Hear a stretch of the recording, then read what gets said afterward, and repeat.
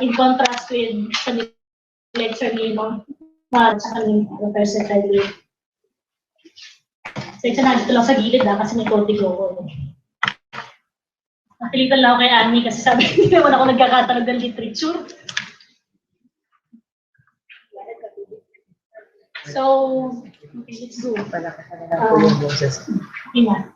So, we'll just define first yung definition, magkaroon tayong definition of terms.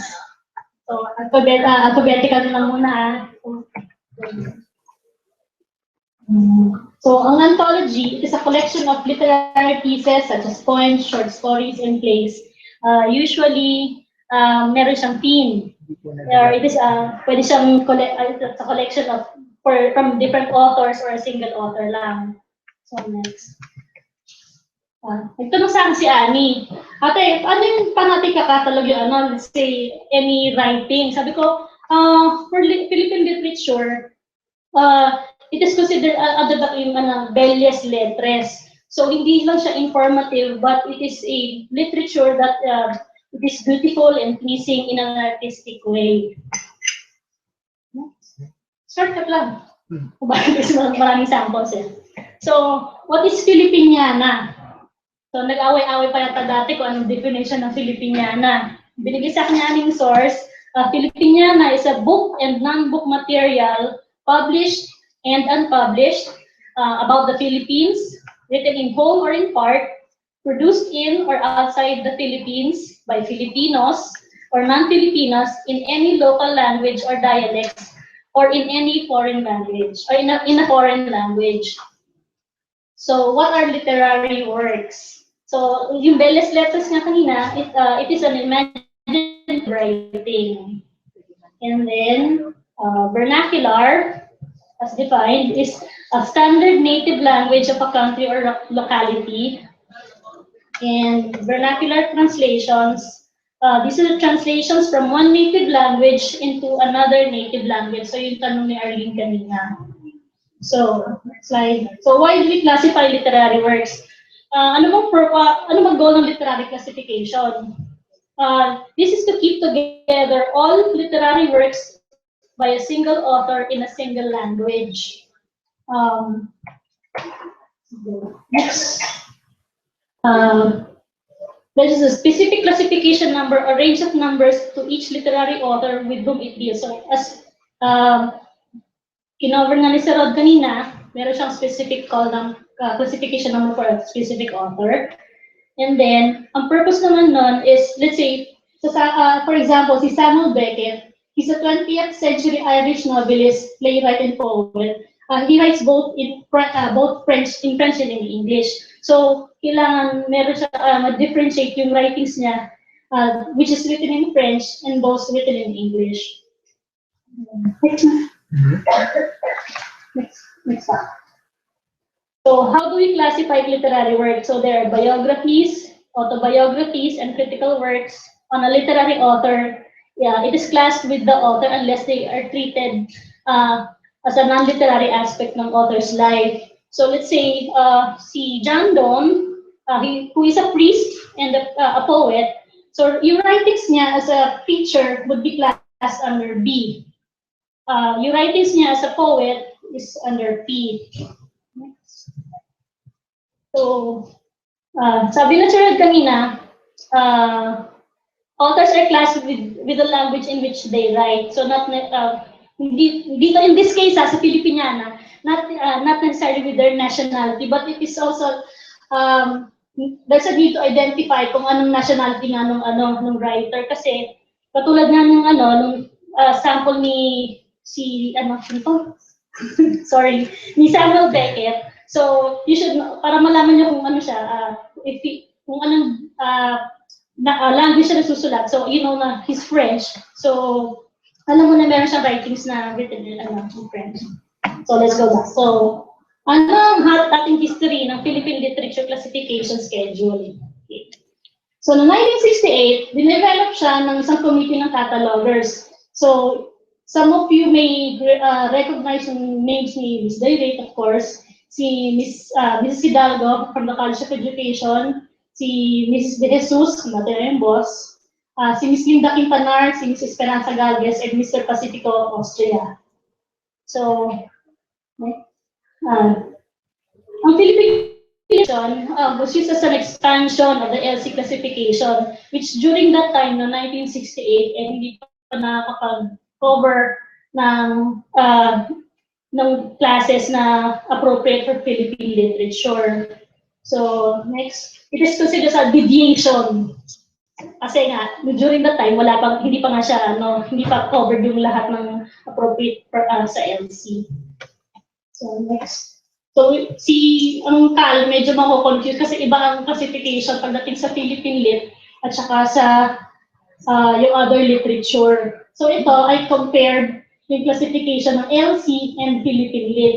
If you will see, ang Philippine literature in general, sa atin, 6140 hanggang 6158. Sa LC, 5501 hanggang 6135.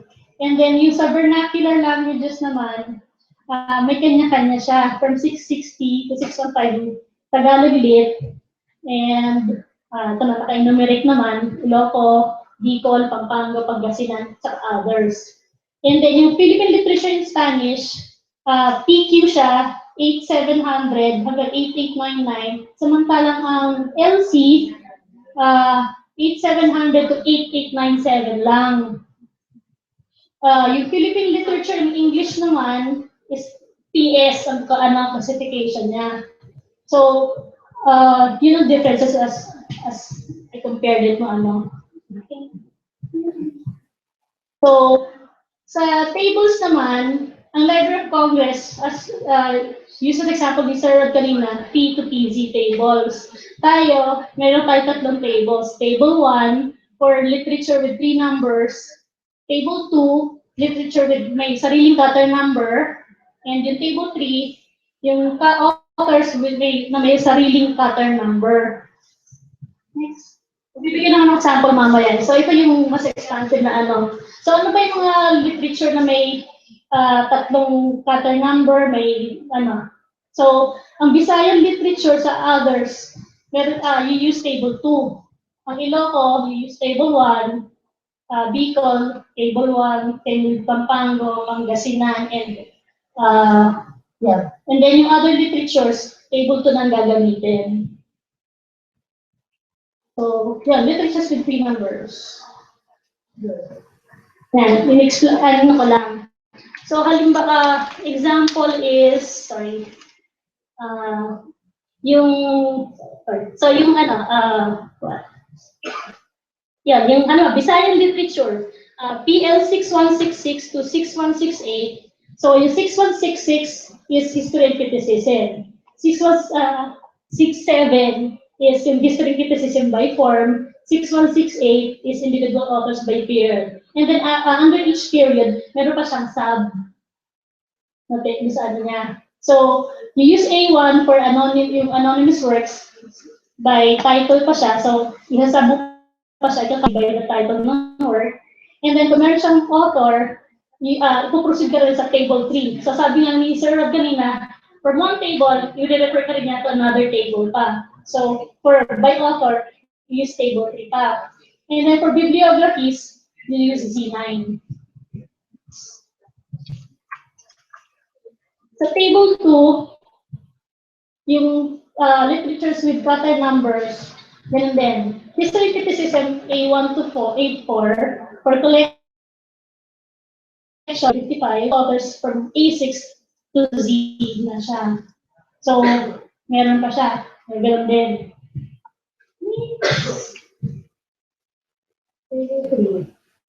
Author with cutter numbers. So, anong format siya?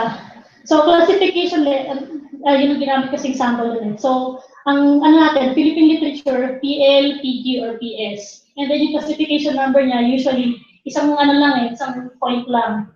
So, 4 digits, and then point something. Isa lang. And then ito, yung cutter number for the author, is yung X, tapos may sub pa nga siya. And then, so, yung cutter naman ng work, this one, and then meron pa siyang by date. Kasi sabi nga na si Rod.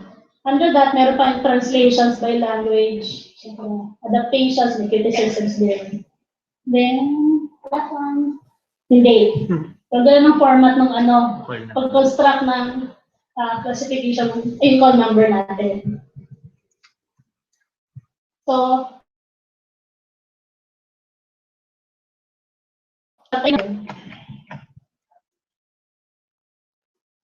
what are the vernacular translation rules? So translations from one native language into another native language should be classed under the original language. So yung tanong ni Arlene kanina kay Sir Rod, what if a book was written in Cebuano and sa Sabato, Tagalog to Ilocos, it will be classed under Tagalog literature. And for translations of literature in foreign languages into Philippine languages, under Philippine languages pa rin siya. So, example ng Shakespeare, kung meron siyang work na ipapasok natin under Philippine literature, hindi siya under Shakespeare work. Okay. Nga lang, sabi ni Sir Rod, diniscontinue na kasi yung practice. Nga lang, doon sa table na pinadala sa akin, option na binigay kung what do we do with the since discontinue na yung entering under the translator. So, ano yung option natin? Kasi kailangan na nang i-expand na rin yung table dahil ang tagat since 1969 pa until now, puro additions na lang, puro handwritten na lang yung additions nila. So, how do you interpret it na later on? So what the subject authority used? So Library of Congress, as stated by Anne kanina, and then next line, Filipiniana subject authority list. For consistency lang. Kasi before, meron yatang gumagamit na yung Filipiniana subject and authorities lang muna bago mag-LC. So yung pag-assign ng subject, hindi tayo consistent. So, comparison. So, sample, LC Filipiniana. Si Professor Yelubit, he wrote a book na Because of the Philippines, written in English, published in 1983. So, ang subject na inassign dito ay Bicol Literature and History. So, next. So, compare natin, LC versus Filipiniana. Sa LC, Filipiniana, para sa PL. Okay. Classification ng LC, 5583.5. Tayo, 6179. For this is Bicol literature. Author number, single lang sa kanila tayo, we practice two author numbers. And then publication year. Wala siyang year. For consistency purposes, lagyan ko rin ng year para, kasi sa amin, when you assign a author number, maglagay na kayo ng year. Next. Yan. Philippine Literature General. Sample. Talambuhay ng Manunula. Ng mga Manunula. Okay. So, doon. Lipat yan na lang yung tables doon. Hindi yung PMC. Yung atin na yung schedule. So, madali yan naman siya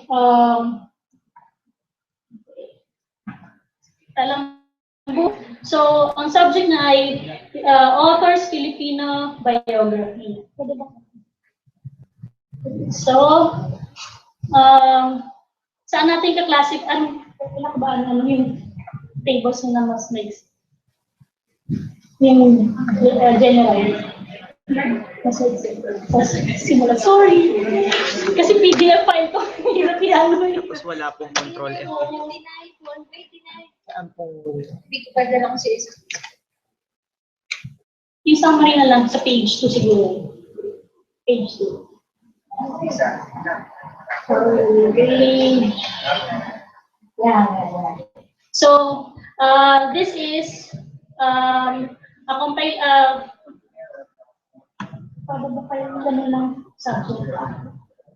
so this is a talambuhay ng mga manunulat. So the book is about a biography of Filipino authors. So ang class niya ay general. Wala ko ba yung side by side? Table po. No. Langanin po. So, yeah. So, ang ano niya is General siya, so PL, ang range niya is from 6140 to 6158.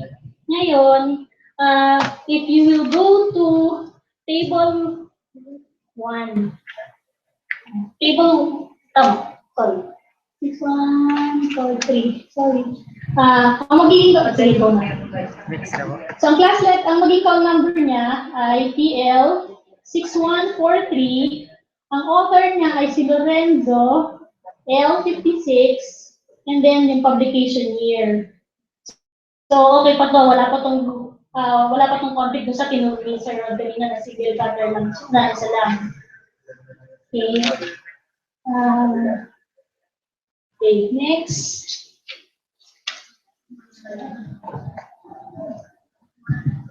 Okay. So, yung Tagalog vernacular, mga akda. So, it is compilation of short stories in Tagalog. Call number niya. Balik po ako dun sa table. Hindi, ganun na. Sige. So, PL pa rin siya. And then, 6164.4. So, bakit siya naging 6164.4? If you go to Tagalog literature,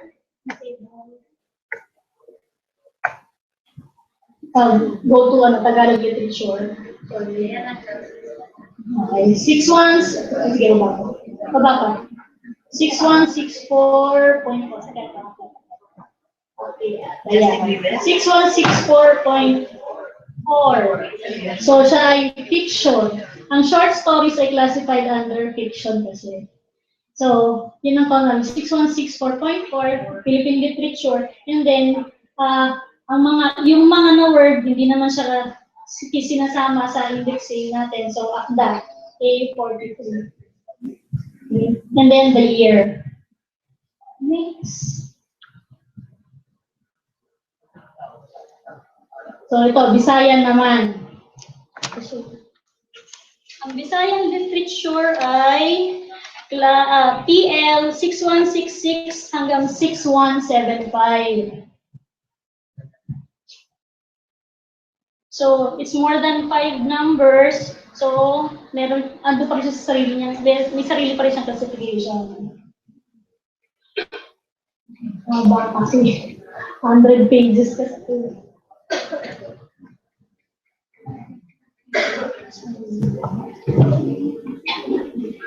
Subuan. Hindi, Bisayan literature.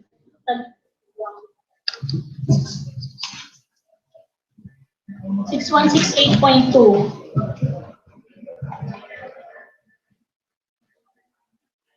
6168.2. So, yan, Bisayan literature siya, 68. Yan. 6168.2. So, it is a collection ng Hiligaynon poetry.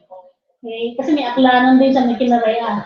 So, kinasify nila to under general classification lang siya na under Bisayan literature na under poetry, collection of poetry. Okay.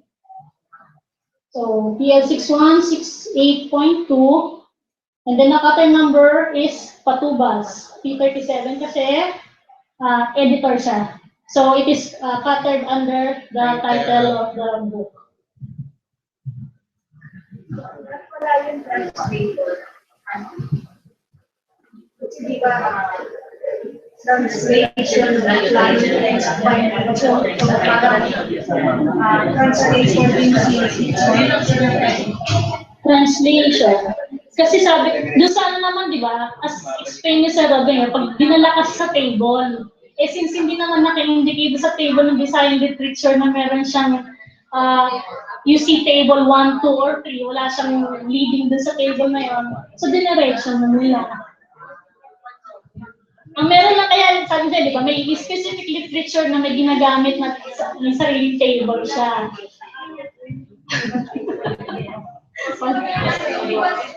sabi niyo, pagka yung translator wala, nasa added entry. Wala naman sa added entry. Topic was the main entity that That is a collection. Kasi anthology. Anthology yan. Hindi ko na na-correct kasi galing sa iLive lahat yan. So, CR2. Credit yung mga ACR2 ko lang yan. Phone number lang! Nakasan sa akin. Hindi ko na bibliographic description, hindi ko na hawak. Microphone. Pag nalagay ko lang ng entry under a translator, if the work has been translated more than one. Pag isa lang, hindi ka nilalagyan. Pag dalawang beses ka na-translate yung work, pwede lang nalagyan ng translator lang. Nilagay. Okay.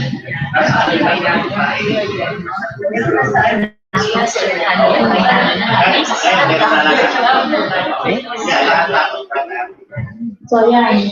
Yung kay work ni Vicente Soto, 12 kwento ni Vicente.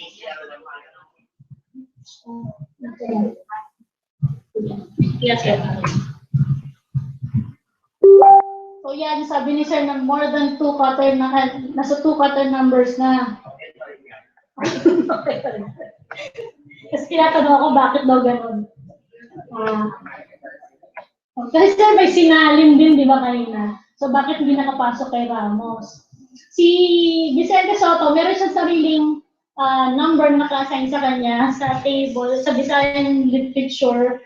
So, the call number assigned to him is PL6172.4S68. So, papasok siya sa table 3. Covered siya ng table 3. Ang Visayan Literature. So, sa table 3, as yung pinakita ko nga sa inyo kanina, may yung cutter number, tapos meron din cutter number for the separate work. So, kaya meron siyang offer dito, and then yung work niya, nakaka-cutter pa sa L33. So, yun yung X kanina, tapos ito yung Y. This is the X, this is the Y. Okay, and then the year ng publication. So, 1998 na-publish yung book. Kanya anak, ano yan? It does not reflect kung translation. Yes, sir. Because the original is what yan. Nga saan tatanong ko sa inyo kanina. Lagyan ng 3, 3, 3, 1, 9. Yes, sir.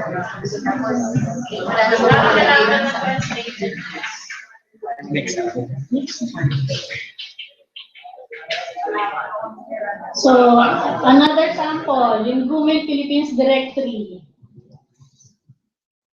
So, sa Iloco, ang Iloco literature ay nasa PL 6176 hanggang 6178. So, meron siyang 3 numbers.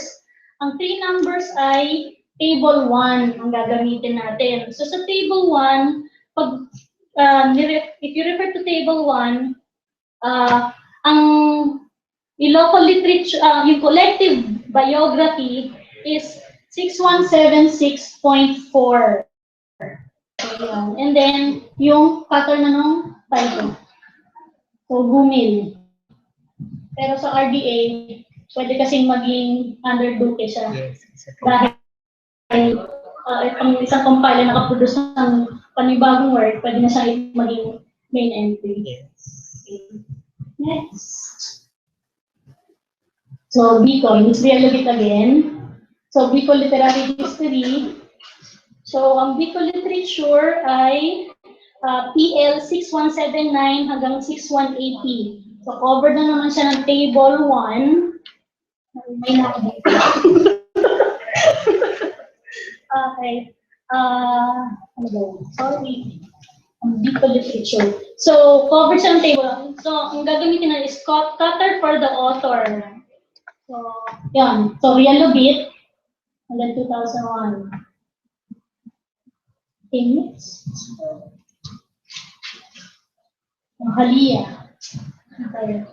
So, anthology, Bicol Poetry, Bicol Literature, Poets Filipiniana.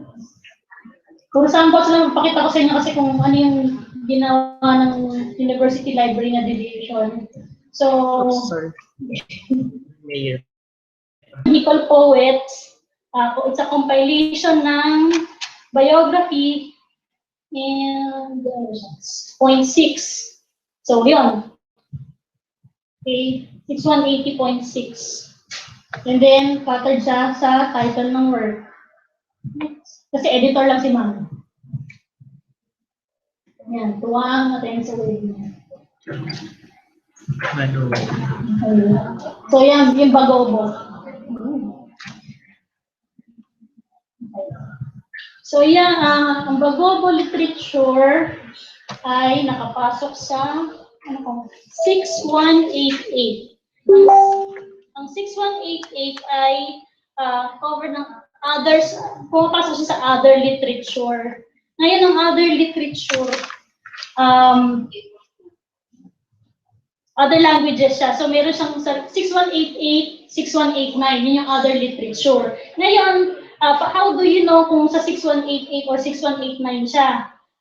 Ang bagobo dialect, from A to L na dialects, yun ang 6188. Ang 6189, from letter M hanggang Z.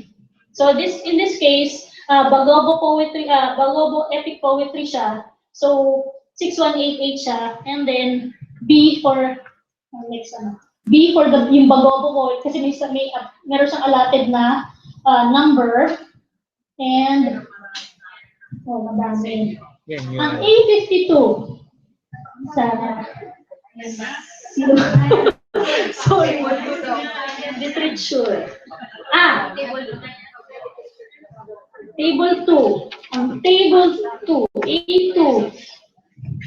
A52. Ang A52, sa table 2, sorry. Pwede ko pong ipakita yung table 2. Ang table 2. Hindi na pa-interpret kasi. Ang A52, yan, epic poetry. Okay. So, dun siya pumapasok. Kaya may A52 doon. Ngayon, yung M35 for manual. Kaya sinasabi ng tatlo ang pattern numbers. So, kung papalitan natin ng practice, kung gagayahin natin ng LC, saan siya papasok ko? Mag-expand na lang yung A525. mag-expand na So, lang. gagamitin pa natin sa report. Kasi kailangan nga daw i-revise. So, dahil 90s, hindi pa ako pinapakuna.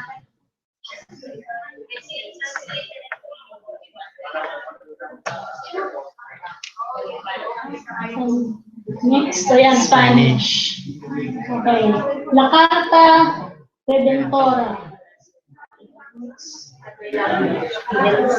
So, Spanish siya, PQ siya. Okay. Ang naiiwalay naman is yung Philippine Lit in Spanish at Philippine Lit in English. So, Philippine Lit in Spanish, PQ siya. So, PQ 8897. So, ang 8897 is assigned for 19th to 20th century authors as sa table ng PQ. And then, P2 is scattered for Carmen Acosta. C37 is for yung Carta Redentora. And then, publication date na 1972.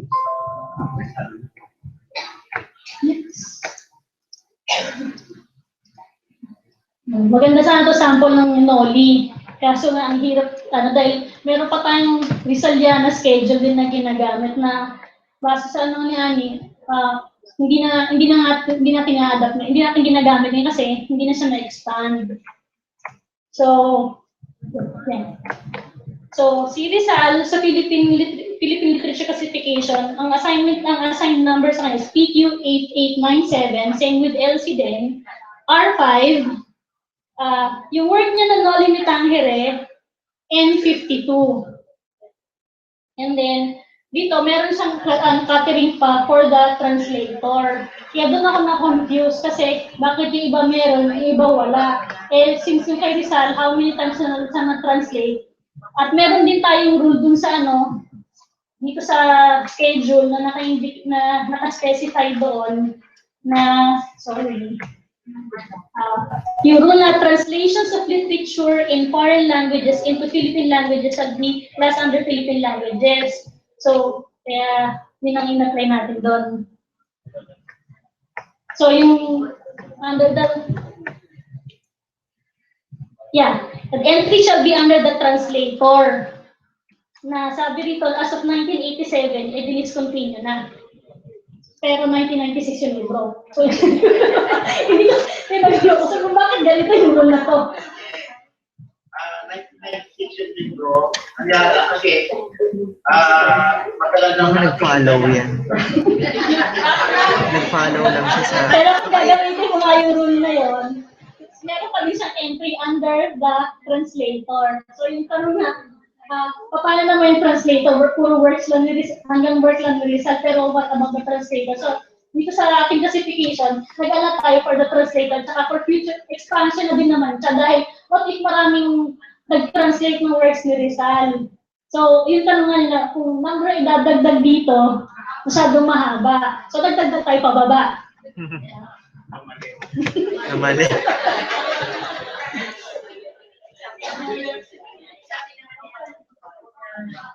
So, this one, sample is an ontology of poems.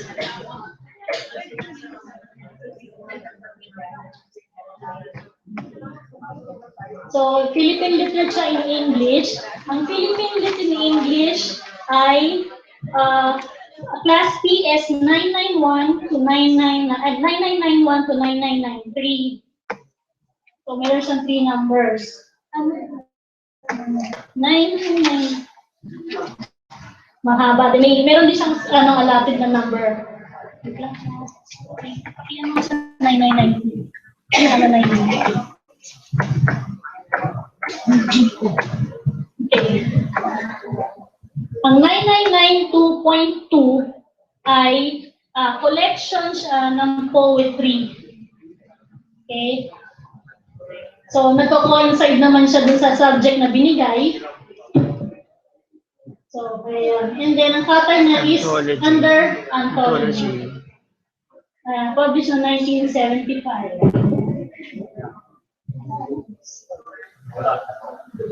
Yan. Foreign works translated into Filipino. Yan, Mungunting Dalaga. Yung work na Little Women.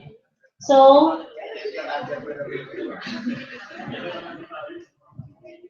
pasensya niyo mali yung bibliographic description. So, bakit siya naging para sa Filipino? Diba yung rule nga na foreign language, foreign literature in foreign languages into Philippine languages, class under Philippine languages. So, kaya PL 6165.4 ay papat sa Tagalog literature siya. Kasi Tagalog translation siya eh. So, paano 6165? 6165.4. So, Magkalayo po. 6165.4. Ni NC? Hindi po. Ito rin po yung encoded tables. Okay, 6165.4. Yan, 20th century siya. Okay. Ang gumawa ay si Buenaventura. Sigit siya dito. Dito sa papasok.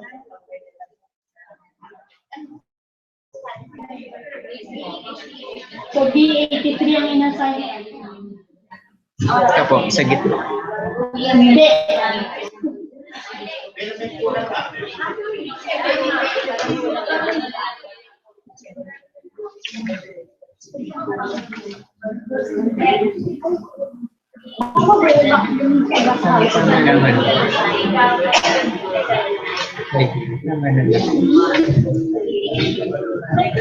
Kasi dito sa hawak ko, yung nakasulat B83, Buenaventura Ligaya.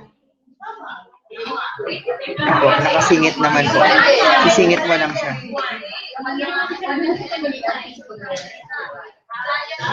Dito sa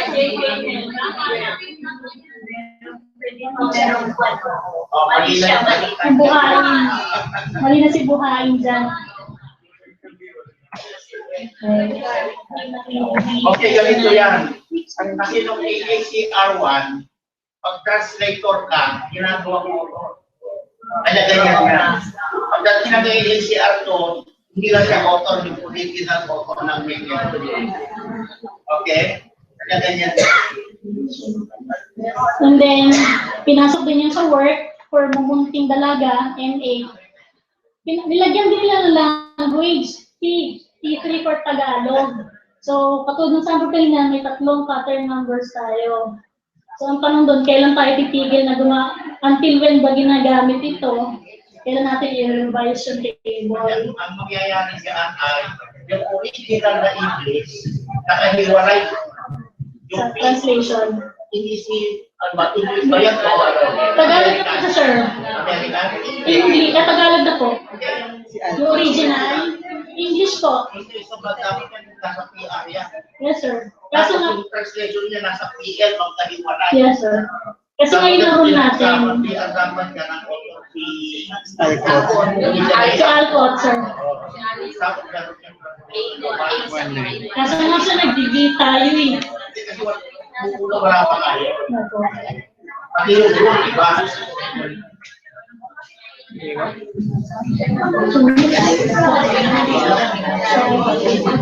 Sorry kung hindi niya mabasa. Another sample.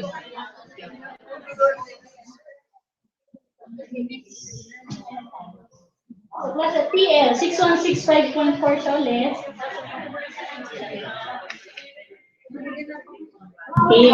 S234.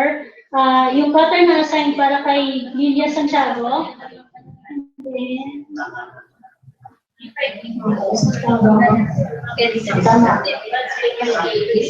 yes. Okay. So, assign for Miss Santiago. Work number sa ngalan, kaya S22. And then, translation, E5. Okay, kasi translated into English na siya from, ano ba? From Filipino.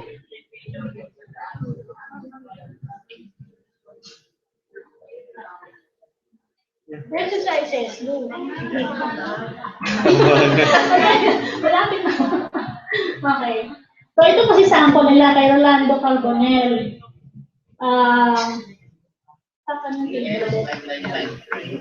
So, it is Philippine literature in English, so PS.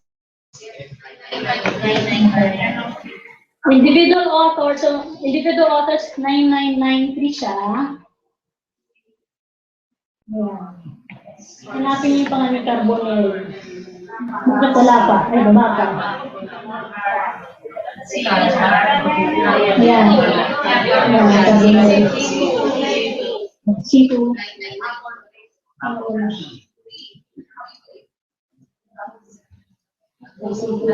And then work number, Echoes of the Heart.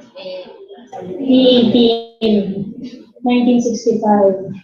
Ngayon, meron din sa table 3, may rule kasi doon na collected and selected works. So pag ginamit yung sa table 3, yung collected and selected works, you use it only for publications without a distinctive title. So ito, compilation siya ng poetry ni Carbonell, pero meron siyang distinctive title na Echoes of the Heart. Kaya, ang cutter niya is sa title ng work. Otherwise, kung poetry, kung ibang kung wala siyang collective title, ipapasok niya sa under, may A17 pa dito. After the cutter ng author. Kaya hindi maintindihan. Next. Next question. Rest of the note. So, ito ay Philippine Literature General. So, PL siya.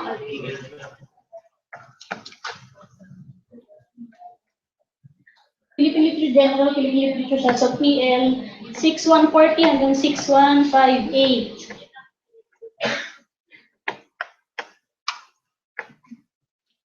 Oh, 6158. Ngayon, ang niya, applicable sa kanya ay Yan, it is a collection ng Philippine literature sa Davao. Ngayon,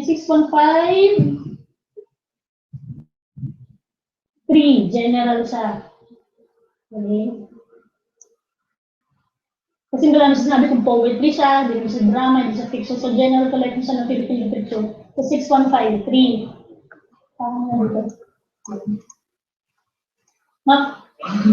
So, anong catering natin? Under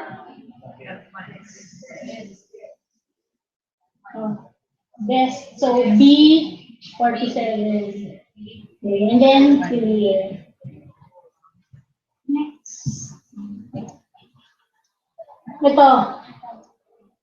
2 volumes siya.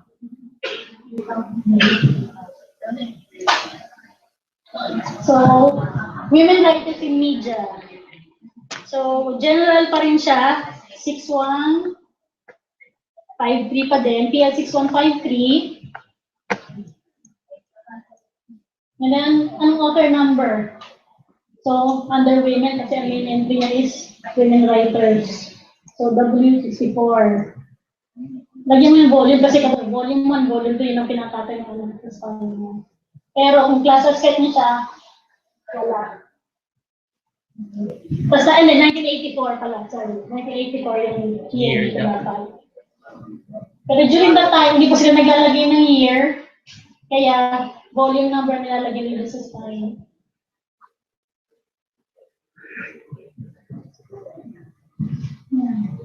So, dalawa siya, dalawang languages sa isang volume, sa isang libro. So, kilalang yung author naman kung sabi natin Ching, kilala niya si Mr. Adlawan. So, this is Visayan literature.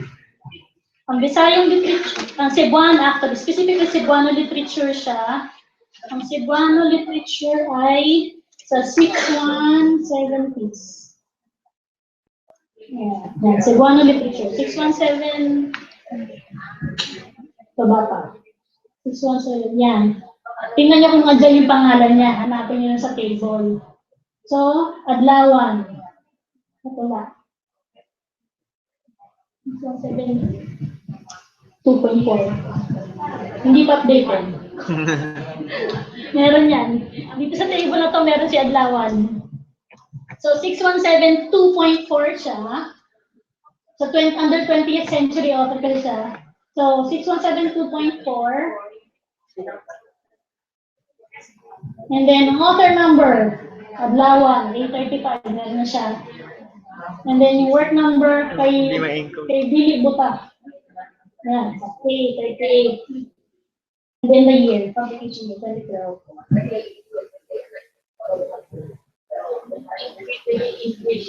Yan, another translation. So, yung Romeo and Juliet to Shakespeare. So, yan. Ang mahirap mo kasi before hindi sila nag-assign ng subject. So, wala siya. Hanggang ano lang, hanggang tracing lang. Hanggang 700 lang, wala na itong subject analysis.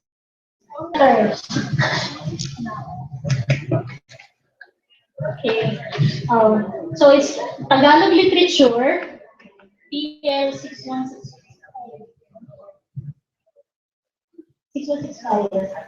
So, 17th century, si Shakespeare. 0.4.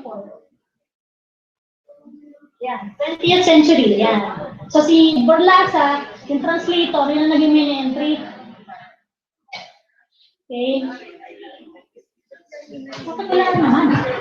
Hindi po mabasa nung nag-encode. Hindi po nabasa nung nag-encode. Hindi mabasa nung nag-encode. Nag-encode. Kaya nga iba-iba kasi interpretation dito sa rules. Kaya sabi ko kay Sir, ano bang table 3 ba dapat ang pagbasihan ko? Kasi nga, kung sa table 3, yung class number, tapos pattern number for the author, under that, meron pa siyang yung kung collections ba siya, yung sarili pa ba nun. After that, yung pattern number for the work.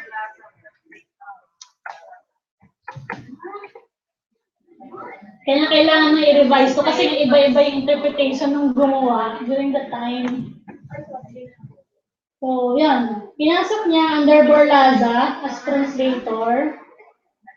And then, yung work na Romeo at Julieta, R64. Pinapakita ko sa inyo yung contrast ng ginawa nila nung ano. Ito po actually yun. Hindi nga lang talaga mabasa. Ayan. Borlasa. Yan, may Borlasa dun eh. Ayan. 6165.4. Ito po. Sugat pa ni Boss Ben ng iba dun. Paano naman maintindihan ko? Wala po. So, ito, kay Virgilio Armario. So, si Virgilio Armario writes in Filipino. So, 6165. So, Tagalog literature siya. 6165.4 pa rin siya kasi 20th century naman siya. 65.4. So, hanapin natin ang Armario. Ayun na, meron na. So, A473. PN 6.4. So, pattern pa rin under nung work niya, Bunting Lungsod ng Dunggati sa L86, and then yung publication year.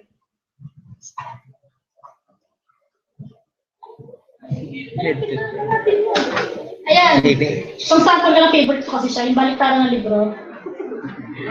Ito, sa isang volume lang siya, pareho siya nakapublish, baliktaran. So, saan niyo siya papasok? In this case, since alam niyo naman na no limit ang ngayon na sinulat, ipapasok niyo siya under N. So, yan ang call number. PQ 8897, Rizal, R5, no limit ang N52. And then, yung translator, T. Guerrero, GA, 2006. So, saan napunta si Philip? Wala. Sa notes, sa contents note mo siya lang nagay. Nakadikit siya. Wala. Kasi sa tracing. Sa tracing din. Sa 700 din siya. Kasi pareho siya may cover. Balik tayo ng cover. Meron namang ibang works na nasa title page naka-indicate lahat na may dalawang works ng isang author. In this case, pareho may cover siya eh. Okay.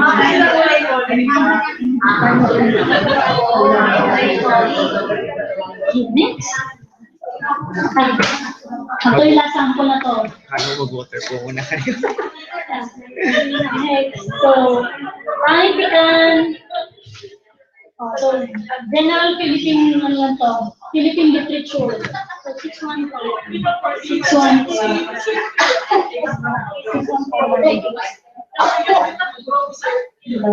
So, history, ito ay history and criticism ng Philippine literature. So, it falls sa general history criticism. 6141. 6141. Okay, general works. And then, call number 6041. And then yung kanyang author number, under Panitikan siya. Yan, si Morland. Hindi niya nilagyan ng 100 kasi. Si Morland. So, not published in 1999. Okay. Tips. And then sabi lang ni Sir Rod kanina kasi, so to ascertain the language of the original edition, ascertain the language of the original edition to determine the appropriate class number. Sabi ko nga sa inyo, yung General Philippine Literature, PL, yung ibang vernacular, PL, Philippine Literature in Spanish, PQ, PS, Philippine Lit in English. So yun lang, tatlo yun. So it helps if you determine the nationality or biographic information of the author. So halimbawa, si NBM Gonzales, if he writes in English, how would you know? Di alamin mo, Pilipino pala siya. So doon siya lalagay sa ano. Okay. Thank you!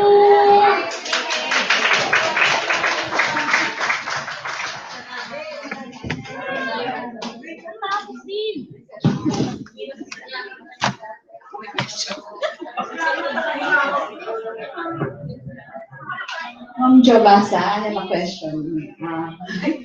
How did you appreciate the Philippine literature general to the Tagalog literature vernacular?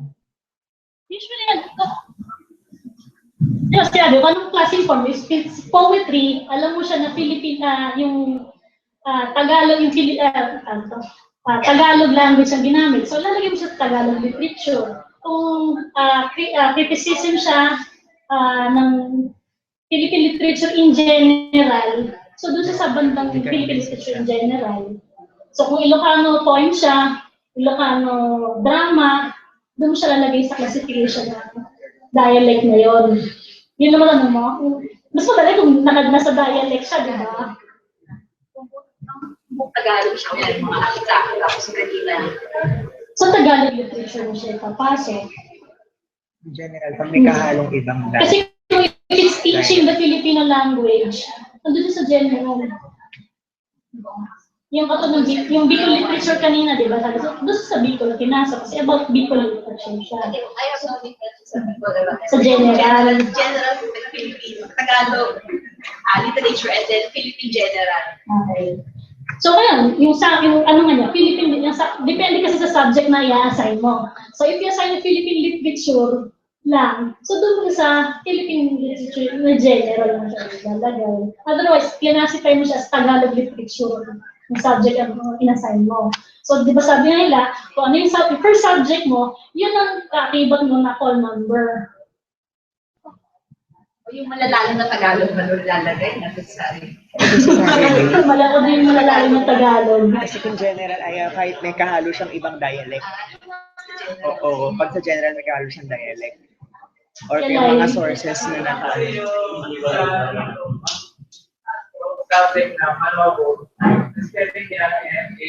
NUV.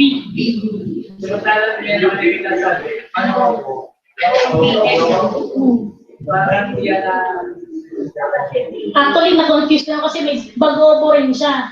Kung napansin mo, yung call number niya, yung cutter niya, bagobo siya pinasok. Bakit nga ba? Hinanap ko pa siya. Ano siya sa may tausog pa siya. Kaya sabi ko, kailangan ma-expand na ngayon natin kasi pag tinignan niyo yung table, may sa other languages, meron din siya yung bagobo, may specific number na assign for bagobo. Kaya either we stop using this at i-adapt na nga yung LC or i-expand pa natin lalo para mas pare-pareho tayo ng pagkaka-interpret doon sa tables. Kasi nga as you can see, iba-iba na nga. Tapos through the years, may translator, merong wala.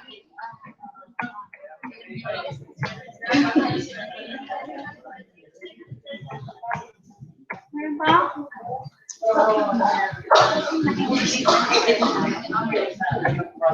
Other questions for Ma'am Jocelyn Basa?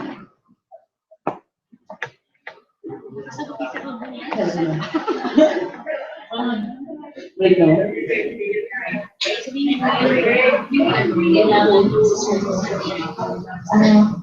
So our webinar will be continued. So yung snacks natin will be served by other catalog staff. Ikaw na?